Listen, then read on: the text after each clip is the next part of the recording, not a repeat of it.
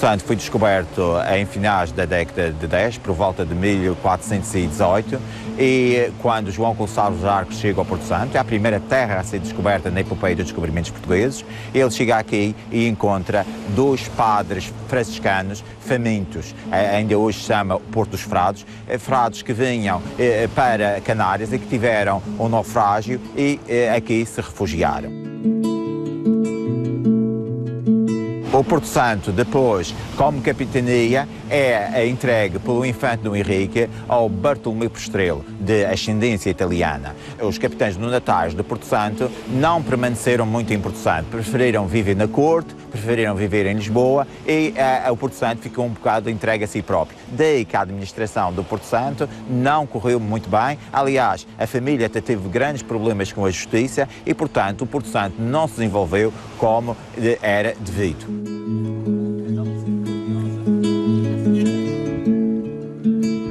Um dos grandes recursos económicos do Porto Santo foi os dragoeiros, porque quando os portugueses chegaram cá à ilha, encontrava-se muitos dragoeiros. E esses dragoeiros, através da sua seiva, produzia-se tinturaria para tingir os tecidos de vermelho, daí o nome sangue de drago, dragoeiro, que parecia sangue de dragão, daí o nome da planta, mas também servia para fazer vernizes, para envernizar as madeiras, daí os dragoeiros terem sido muito explorados e dizimados, hoje em dia não restando nenhum no seu estado natural. Durante muito tempo, o Porto Santo foi alvo de constantes saques e matanças praticadas por piratas argelinos e corsários ingleses e franceses.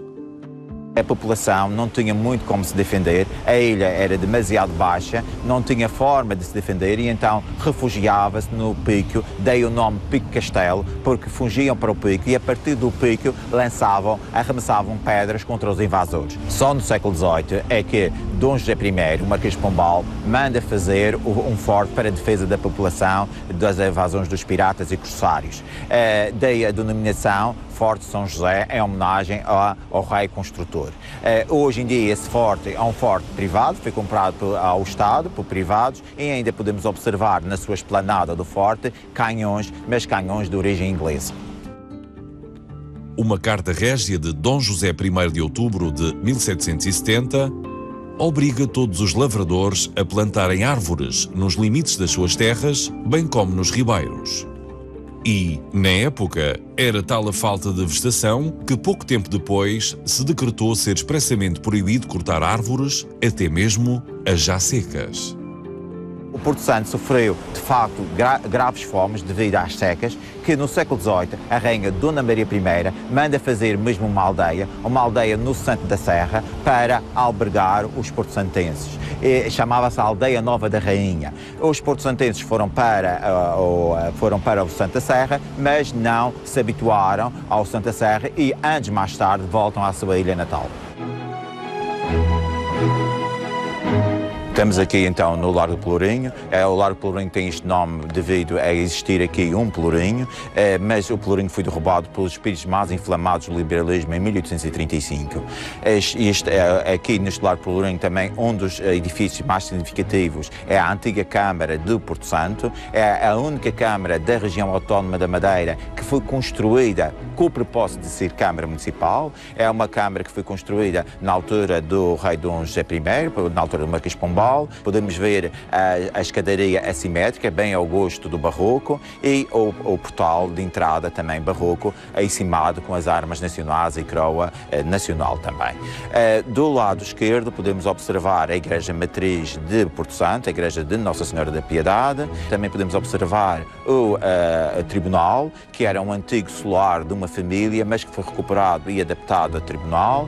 E ainda do lado oeste vimos o edifício do Governo Regional, que também era um antigo solar e hoje é um edifício de serviços públicos do Governo Regional, em que podemos observar logo à entrada uma pequena casinha de prazer, bem ao gosto do século XVIII e do século XIX da arquitetura madeirense, uma casinha de prazer para observar a rua, para tomar um chá, para fazer um namorisco mais às escondidas.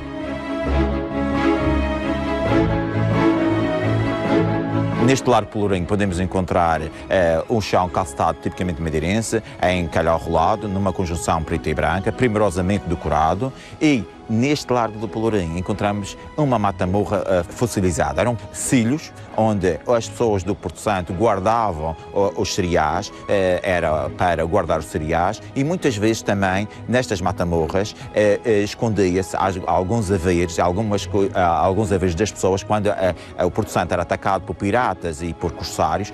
Os bens mais importantes as pessoas escondiam nas mata-morras para não serem confiscados, não serem pilhados pelos piratas. Estamos na igreja de Nossa Senhora da Piedade, é uma igreja que data dos inícios do século XVI, embora da sua estrutura original já pouco resta, porque ela foi várias vezes reconstruída, nomeadamente por causa dos ataques dos piratas e corsários, mas hoje em dia ainda podemos encontrar algumas características do gótico tardio, nomeadamente a Capela da Morgada, com a sua abóbada de cruzaria de ogivas, a encantaria do Porto Santo e a encantaria do Cabo Girão, vermelho, ou Cabo Girão ou do Caniçal.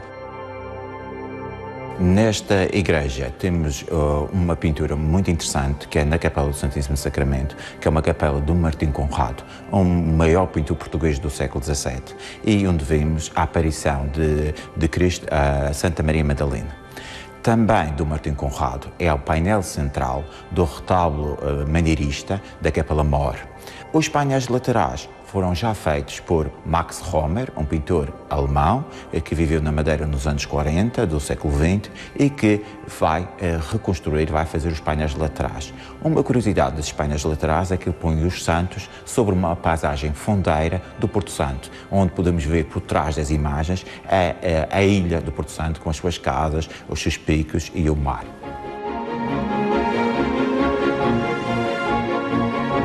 Estamos na Alameda Infante Dom Henrique e é uma alameda feita por João Ramalho, um arquiteto conceituado, e que fez esta alameda que liga o largo do Pelourinho até o mar. Uma das mais bem desenhadas alamedas portuguesas, e que ele aqui fez uma junção entre a calçada tipicamente madeirense, de calhau rolado, com a calçada portuguesa. Junto ao mar podemos encontrar a escultura modernista do António Aragão, que simboliza a epopeia dos descobrimentos portugueses, porque foi aqui que os portugueses começaram a sua epopeia das descobertas.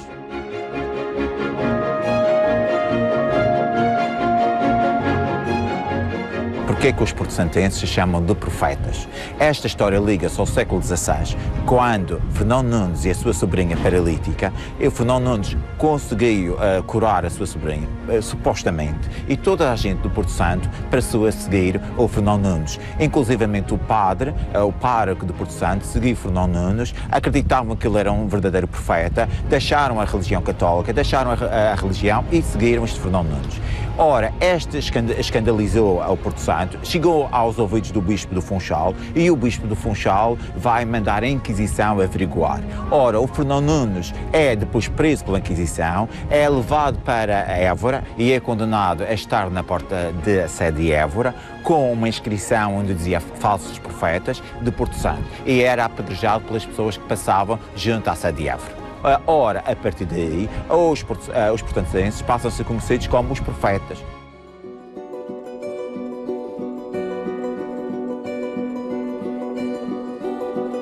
Porto Santo notabilizou-se através da indústria da cal, muito importante a partir do século XVI, que gerou trabalho, permitiu o desenvolvimento de indústrias associadas como a principal fonte de receita camarária.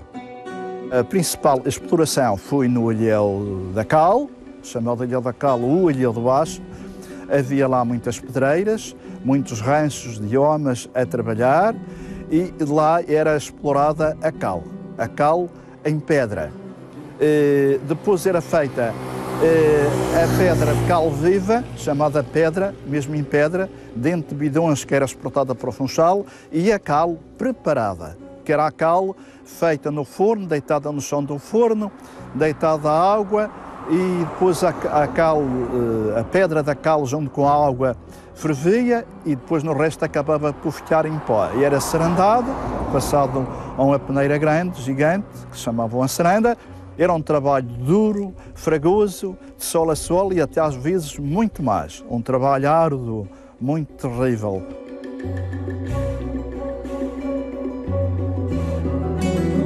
A Câmara Municipal tinha fiscais que controlavam a fiscalização da cal, de cal preparada, pedra, de cal em pedra, o carbonato de cálcio e a porcelana. Aí era lançado um imposto, eram taxas que não eram muito altas. Para o tempo, pronto, podia ser um pouco alto. Se fosse hoje em dia, isso não era receita nenhuma, evidentemente. E foi uma das principais receitas da Câmara Municipal, a receita própria da Câmara Municipal. Foi a falta de água que marcou desde sempre o ciclo da vida dos habitantes do Porto Santo. As dificuldades mais sentidas era quando não havia chuva e que havia seca e as terras, portanto, os terrenos não produziam o cereal. Porque não produziam o cereal e depois também não havia pastagem para o gado e eram anos bastante terríveis para sobreviver no Porto Santo. O isolamento, as dificuldades dos transportes de e para a ilha pautaram a vida de sucessivas gerações de porto-santenses, porque todas as atividades e o abastecimento da ilha dependiam do transporte marítimo. Eram barcos pequenos, feitos em madeira. Os barcos mais efetivos no século XX foram, se bem me recordo, o Arriaga, o Maria Cristina, o Porto Santense, e, enfim, o Devoto, o Avão que foi o Salvador, o Cisne. Quando dava tempestade, esperávamos por um barco 20 dias, 15 dias, às vezes sem mantimentos, quando havia anos de seca, por exemplo, sem mantimentos na ilha, para sobreviver, o café e mesmo na época do após-guerra, o pão chegou a ser partido nas padarias. Foi em 1794 que, segundo alguns historiadores, que surgiu o primeiro moinho de vento no Porto Santo. O relevo baixo da ilha, com vento a soprar em muitos dias do ano e em vários quadrantes, criou condições propícias para a montagem destes engenhos.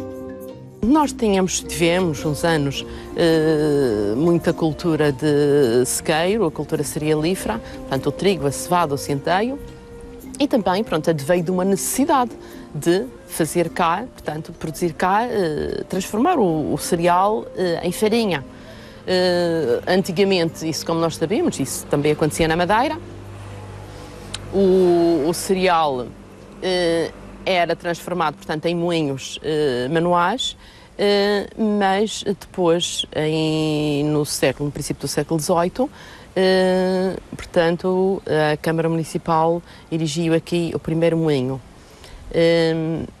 Houve duas espécies de moinhos, um que era de um corpo único, em pedra, com uma cobertura em zinco, e a cobertura é que era rotativa, portanto, para se adaptar à posição dos ventos. Numa segunda fase, e isto até se tornavam mais económicos, os moinhos que eram, portanto, era um corpo em madeira, colocado sobre um pedestal de pedra e, portanto, com uma cobertura em zinco, facetada, e todo o corpo do moinho, acima dessa base de pedra, era rotativo. Isto também para que eles pudessem posicionar as velas consoante a posição do vento. A intervenção do homem ao longo de séculos construiu uma paisagem que distingue a ilha. As construções estão ligadas diretamente às atividades humanas, com as atividades agrícolas e a indústria da cal a contribuírem para referências arquitetónicas que ainda hoje perduram. Eu acho que há imóveis no Porto Santo que, como nós sabemos, são únicos. Dou como exemplo as casas de salão, desde os materiais que eram utilizados, também à sua forma. Temos os moinhos, as eiras, as noras, as levadas, os fornos da cal, Eu acho que tudo isto constitui, portanto, faz parte da nossa identidade e marca realmente a nossa paisagem. Foram grandes as transformações verificadas do último quartel do século XX, com a construção de infraestruturas que permitiram, sobretudo, a ligação do Porto Santo com o exterior. A 28 de agosto de 1960, foi inaugurado o aeroporto do Porto Santo, o primeiro do arquipélago. 1 de novembro de 1959 e 28 de agosto de 1960 foi o tempo que demorou a construção do aeroporto. E esta foi naturalmente a maior infraestrutura e a melhor infraestrutura que foi feita no Porto Santo e que neste momento ainda será considerada como tal. Com o aeroporto começou a haver alguma evolução. Começou a haver alguma construção civil, começaram as pessoas a aparecer algum turismo. Só no terceiro quartel do século XX é que a energia elétrica chegou ao Porto Santo. A primitiva iluminação da Vila Baleira era feita por candeeiros a petróleo, que a Câmara Municipal mandou colocar nas principais ruas, em 1931. Só em 1954 é que a energia elétrica veio substituir os obsoletos candeeiros Petromax. Em 1954 é que foi iniciada a a produção de energia elétrica numa pequena central que ainda hoje existe aí como local onde se possa fazer museu e que existia energia elétrica só na vila, praticamente na vila. Mais tarde foi alongada até o aeroporto, alongada até o Hotel Porto Santo e pouco mais. E aí, uma central nova, o aumento de produção, o aumento da rede que chegou a todos os locais, hoje onde existem pessoas. A falta de água foi durante séculos um dos maiores problemas dos habitantes da ilha. Paradoxalmente, a 7 de janeiro de 1893, foi efetuada em Paris uma primeira análise das águas do sítio da Fontinha, as quais, poucos anos depois, iriam dar origem à primeira e única fábrica de água mineral da ilha. Eu recordo que em 1968, até 74, as pessoas iam buscar água com vasilhas, com latas, com folhas, como eles aqui chamam, às nascentes mais próximas. Quase todas de água salobra, quase todas de água imprópria para consumo. Porém, as pessoas estavam habituadas à água e ainda hoje dizem que era a melhor água que existia. Eu percebo, percebe-se perfeitamente. Pese as qualidades terapêuticas destas águas, este é um problema que só na década de 80 do século XX teria solução, surgindo o Porto Santo como pioneiro na utilização de água do mar para consumo humano. Se virmos hoje o Porto Santo na sua paisagem, ela é razoavelmente arborizada. Nessa altura era completamente seca. Ninguém gastava uma pinga de água para regar uma planta. Hoje, a água da rede, a água da sinalizadora, serve para regar as plantas.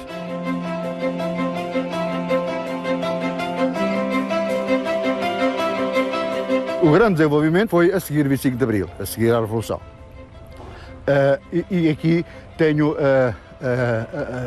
na minha memória uma coisa que não se vê, por exemplo, a rede de esgotos. Porto Santo não tinha rede de esgotos, não tinha estação de tratamento de resíduos sólidos. A 19 de março de 1929, iniciou-se no centro da vila do Porto Santo a construção do cais.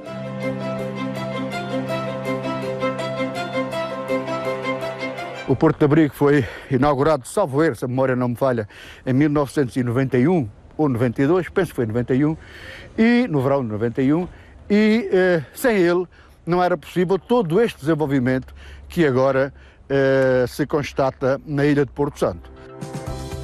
As dificuldades dos porto-santenses marcam também a vida social e cultural.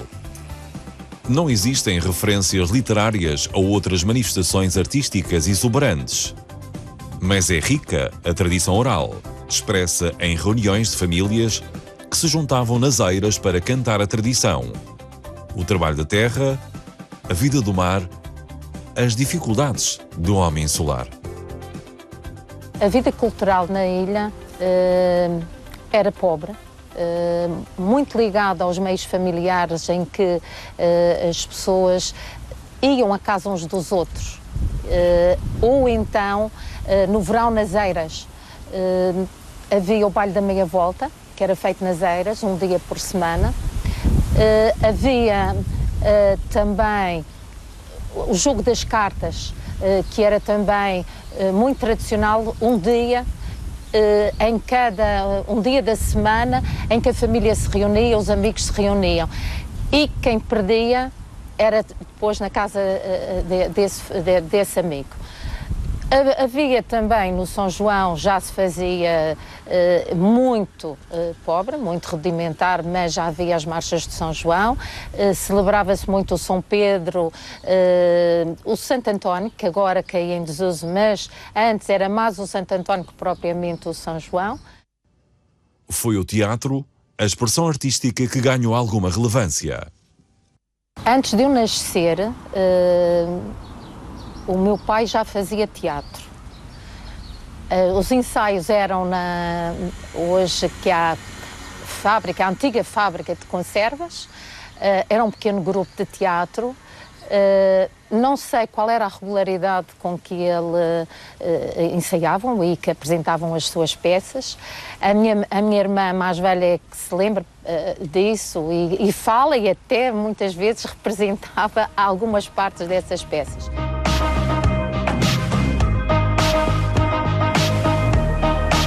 No final da década de 70 do século XX, a juventude do Porto Santo despertou para outras práticas desportivas. Foi no campo de terra da Nato ou na Florestal, onde havia um corte de ténis para os turistas, que primeiro se jogou handball e basquetebol. No princípio foram as equipas de futebol, era o futebol que dominava, o Porto Santense e outras equipas que haviam por aí. Depois acabou por gerir-se num clube só, que é o Porto Santense. Surgiu o Porto Santense no Hockey Patins, que foi a modalidade de Valar Rainha no Porto Santo durante muitos anos. Chegámos a ter 6 equipas a nível nacional, em todos os escalões, infantis, iniciados, juvenis, júniores e séniores, e feminino também. Portanto, foi uma época fantástica, uns poucos anos fantásticos, lá 6, 7 anos, até 2004. A partir daí, o desporto, portanto, passou a uma grande crise, a crise veio um pouquinho antes do tempo. Hoje, a atividade económica assenta no turismo e nos serviços associados. Uma dúzia de hotéis de grande qualidade oferecem mais de 4.000 camas. Nos últimos anos, em relação ao turismo, o turismo tem crescido exponencialmente, principalmente com a criação de novas infraestruturas que aqui se fixaram. Aliás, e foi anunciado recentemente que também futuramente iremos ter mais uma unidade hoteleira e a ampliação de uma outra. Portanto, nesse aspecto, penso que o Porto Santo está muito bem servido, as unidades são relativamente novas. Em relação ao alojamento residencial, vê-se que nos últimos 10 anos houve grandes melhorias, não sendo muito acompanhado em termos de residenciais ou pensões. Nós, em termos de transporte, temos um grande entrave. Apesar de, na época de verão, as coisas resultarem muito bem, porque são voos charters e que são os próprios hotéis que se encarregam de fazer toda essa operação, temos o inverno, que é extremamente complicado. A TAP pratica tarifas extremamente altas para que, basicamente, o turista português do território nacional possa fazer férias em Porto Santo ou possa fazer uma perninha de fim de semana no Porto Santo. Portanto, essas tarifas são extremamente altas, bem como também o nosso voo em Tarilhas não satisfaz neste momento nem residentes, nem quem se quer deslocar a Porto Santo.